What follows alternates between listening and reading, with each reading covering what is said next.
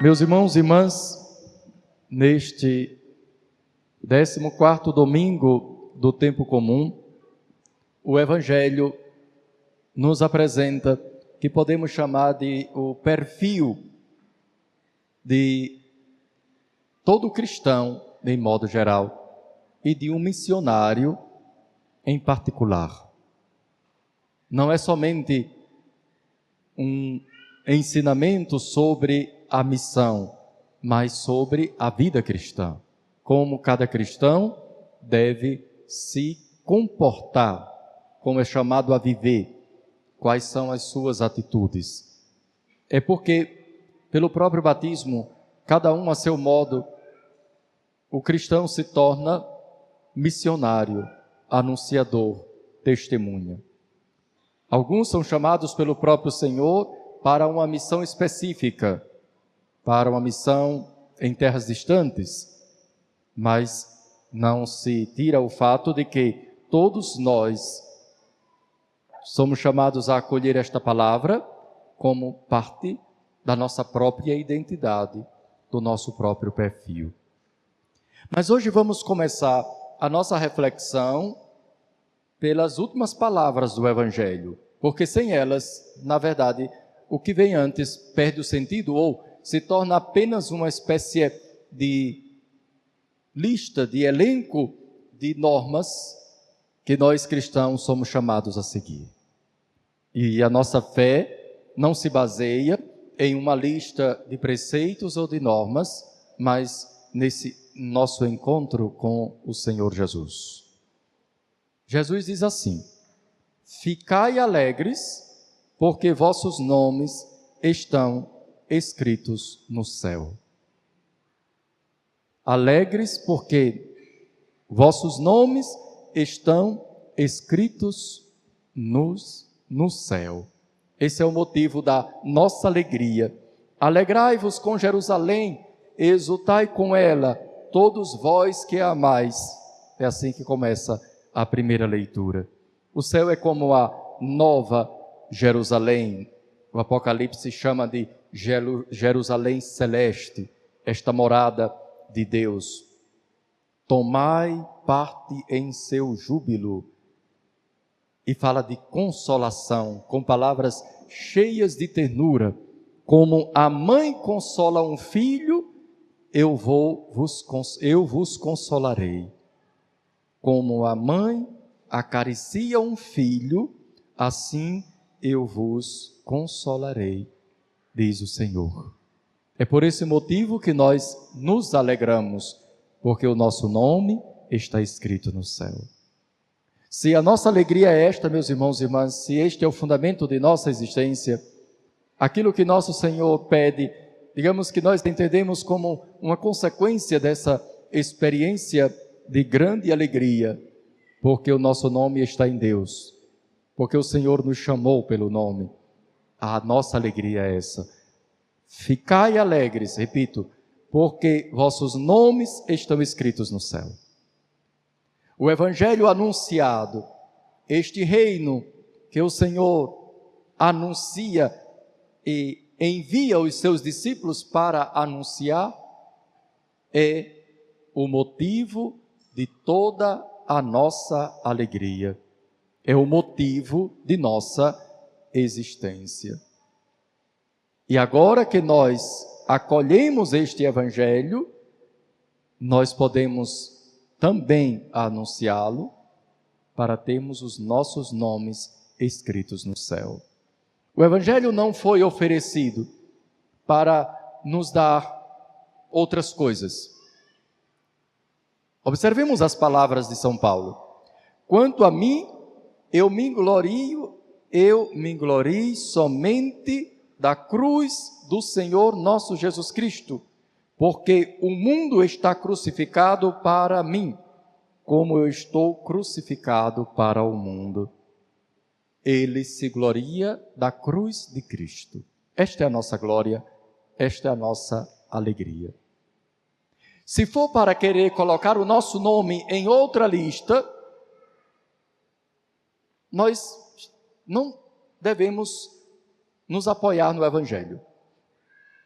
Digamos assim, se alguém quer aparecer na lista da Forbes, essa revista famosa que tem a mania de todo final de ano fazer aquelas listas, e as pessoas têm muita curiosidade, você quer ser um dos nomes das listas da Forbes, os mais ricos, os mais influentes, os mais bonitos, o Evangelho simplesmente não lhe ajuda em nada.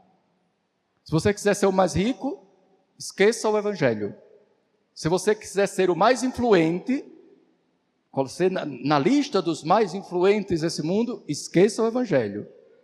Se você quiser ser o mais bonito, menos ainda. O Evangelho não vai lhe ajudar em nada. Provavelmente você vai ficar mais feio. Vai ficar como Santa Teresa de Calcutá, uma das almas mais lindas da nossa geração, dentre os santos contemporâneos, com um dos corpos mais feios, segundo os critérios da estética dos nossos dias. Quando era jovem, era uma linda moça. Velha, como morreu no início deste século, estava deformada. Tem umas imagens muito bonitas de Santa Teresa de Calcutá, com os pés completamente deformados. Uma alma linda, mas um corpo consumido pela missão.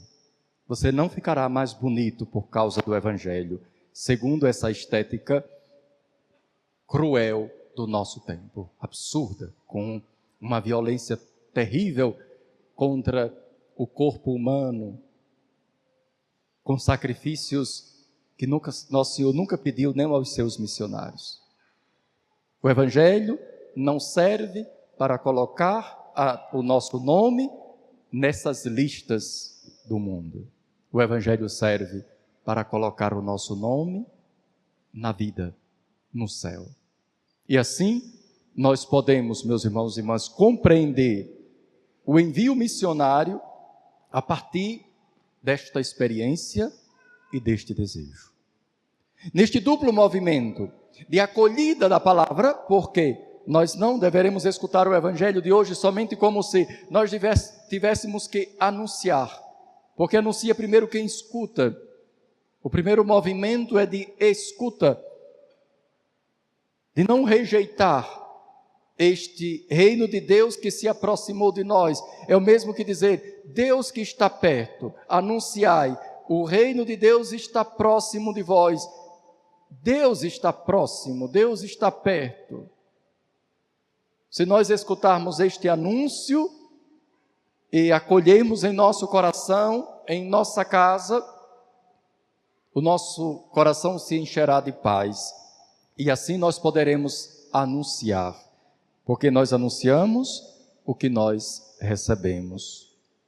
E para fazer este anúncio, nós temos agora alguns critérios. Disse, não é uma simples lista de normas, mas critérios que dão o fundamento da missão, não perdendo de vista a finalidade. A finalidade é que os nossos nomes estejam escritos no céu. E para que nós sejamos missionários, ou seja, para que nós possamos anunciar o Evangelho, nós temos algumas coisas importantes a considerar.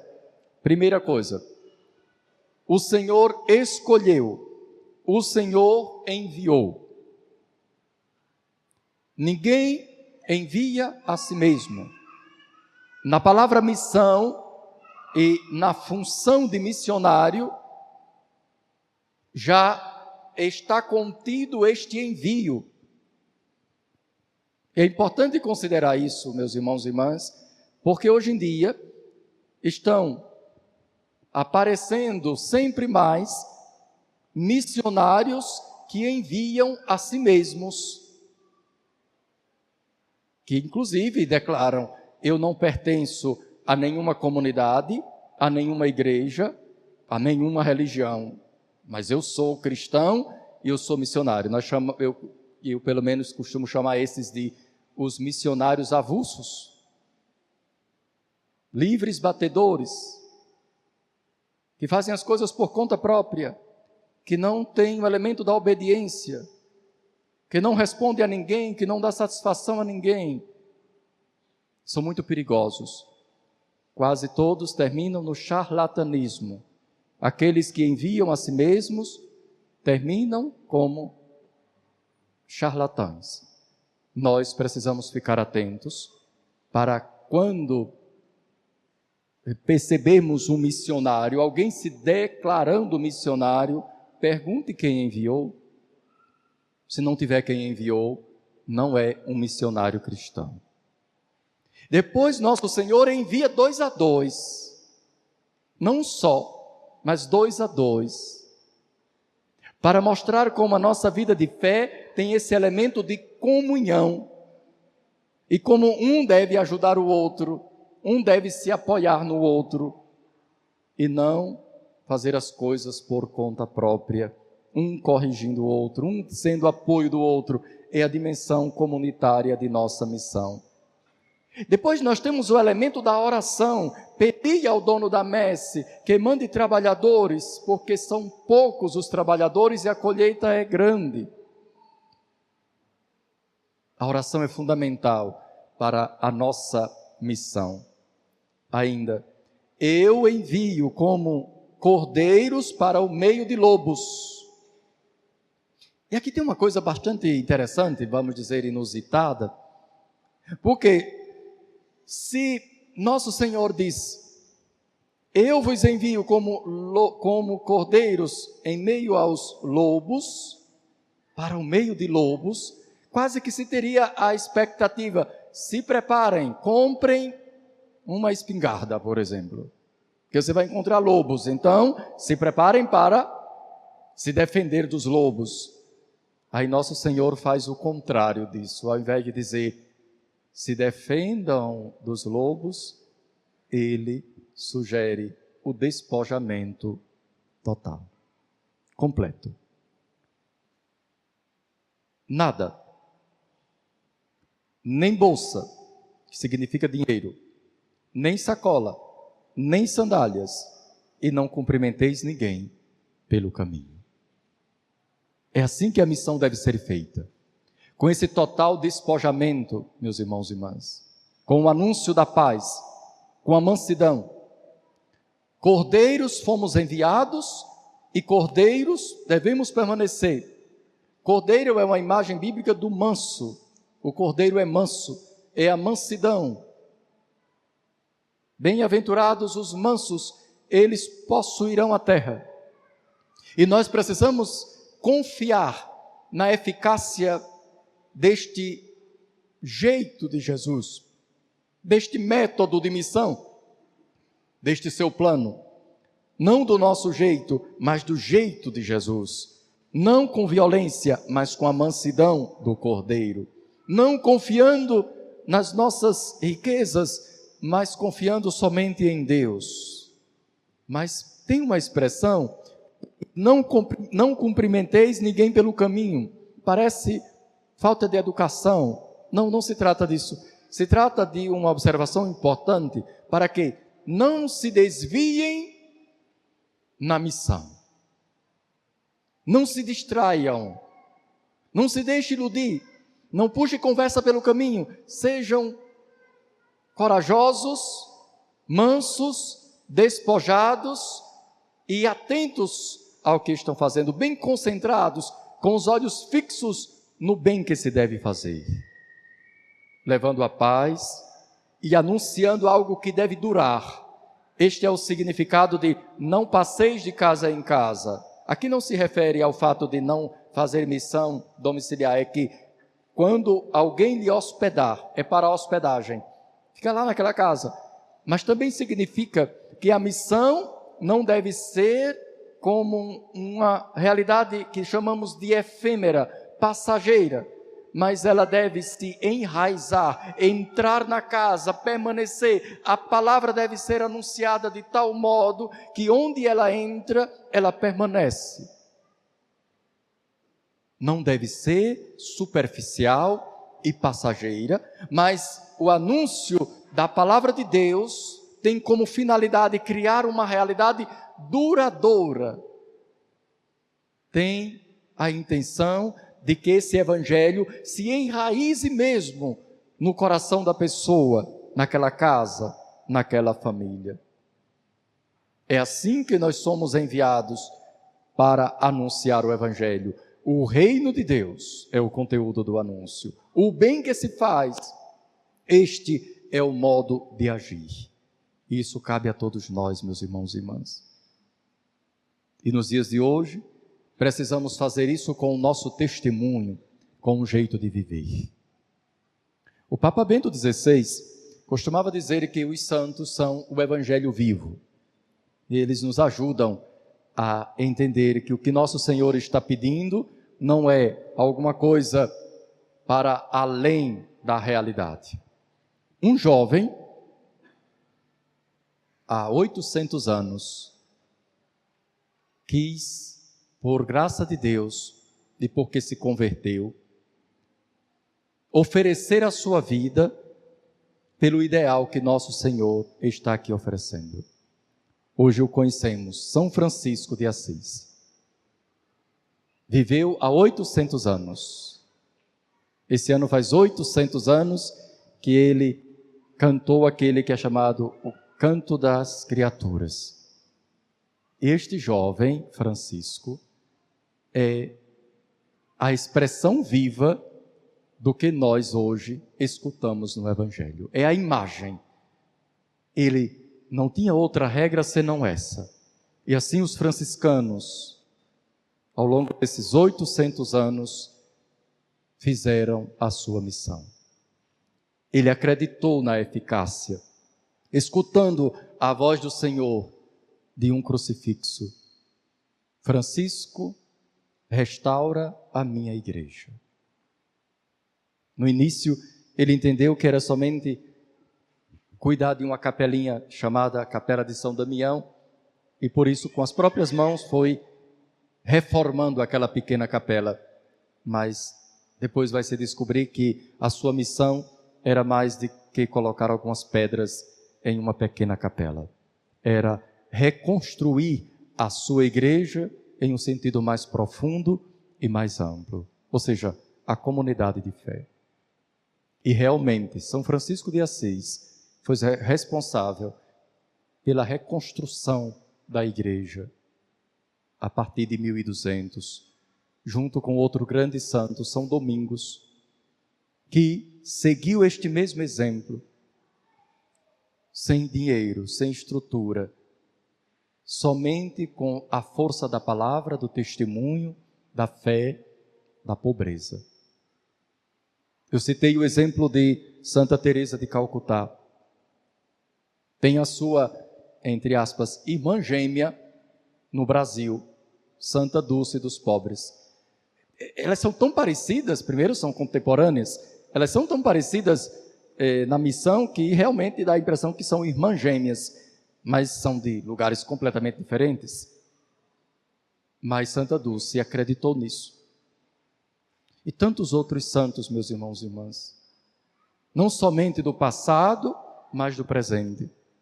Daqui a 2 meses, será canonizado um menino de 15 anos, Carlos Acutis. É bom para os jovens que estão com 15 anos se preparando para a crisma. Com 15 anos ele morreu, em 2006, quando nós já estávamos nascidos, com exceção das crianças. Com 15 anos, este menino morreu. E vai ser canonizado, ou seja, vai ser declarado santo pela igreja no dia 7 de setembro próximo. Seguiu, na sua idade, o mesmo ideal de São Francisco. Tanto assim que o seu corpo foi sepultado na mesma cidade, está lá, em Assis. O corpo de Carlos Acutis está na cidade de Assis, que é a cidade de São Francisco. Porque ele seguiu, ainda um menino, adolescente, e usando os meios que agora estavam à sua disposição, que sem dúvida Francisco também usaria, usando o seu computador para divulgar a sua fé, sobretudo o seu amor imenso para a Eucaristia. Tem uma coisa interessante no fato de que ele vai ser canonizado, porque quando a igreja vai canonizar alguém, faz uma investigação muito profunda. Não é que nós deveremos ficar preocupados com a investigação, deveremos viver sempre com muita liberdade, mas nos perguntando como é que nós estamos anunciando, com que liberdade, com que coerência. E uma das coisas que foi investigada foi o seu computador. Se procurou no seu computador alguma coisa que pudesse ser contrária à santidade. Aí serve uma provocação para ver. O que o Evangelho está dizendo é que nós deveremos ser santos, sem apegos, sem armadilhas neste mundo. Se hoje alguém olhasse o seu computador, o histórico do seu computador e o histórico do seu celular, teria alguma chance de você ser santo? Se o padre pedisse para pegar o seu computador hoje, colocar aqui no Data Show e a gente olhar o que é que você viu essa semana, você se sente confortável, todo mundo vendo o que você tem conversado, visto, falado no seu computador ou no seu celular? O que é que você sentiria se as suas conversas dessa semana fossem expostas publicamente? Eu não sei se no céu tem telão, mas o início da nossa história é: ficai alegres porque vossos nomes estão escritos no céu. O julgamento do céu vai ser mais ou menos assim. Tudo o que você viu, o que você fez, o que você disse, vai aparecer como um telão transparente para Nossa Senhora ver, José, Carlos Acutis, todos os anjos e todas as pessoas que já viveram neste mundo vão ver com transparência tudo o que você pensou, o que você disse, o que você fez. Este é o julgamento. Nossos nomes serão escritos nessa lista, ou nós não teremos coragem de ficar ali, para ver nós mesmos o que será exposto. Meus irmãos e irmãs, então, vamos limpar essa lista enquanto é tempo, dá tempo de apagar esse histórico. Se chama conversão, arrependimento, confissão, perdão, misericórdia. Isso dá paz, porque você não está preso a nada, você não está sendo possuído. É por isso que tem esse desapego. Não nos esqueçamos nunca, quando nós possuímos algo, este algo também nos possui. Aquilo que você possui, lhe possui. Tanto assim que você sofre em se desapegar. É porque essa coisa está lhe possuindo, você não consegue abrir mão. Você possui alguma coisa, esta coisa também lhe possui um pouquinho. E é por isso que nosso Senhor quer nos ver totalmente livres. O missionário não deve estar apegado a nada, completamente livres, para que cada missionário possa realmente levar o Evangelho em toda parte. Essa liberdade é fundamental para que nós tenhamos credibilidade no anúncio que estamos fazendo. Então, o que queremos?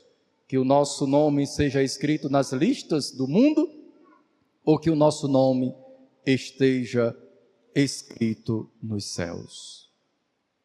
Ficai alegres, porque os vossos nomes estão escritos no céu. Ou seja, em Deus, no coração de Deus, no amor de Deus. E é ali que nós queremos estar, como os santos estão, e nós desejamos: Senhor, conduze-nos para a vossa presença. Louvado seja nosso Senhor Jesus Cristo.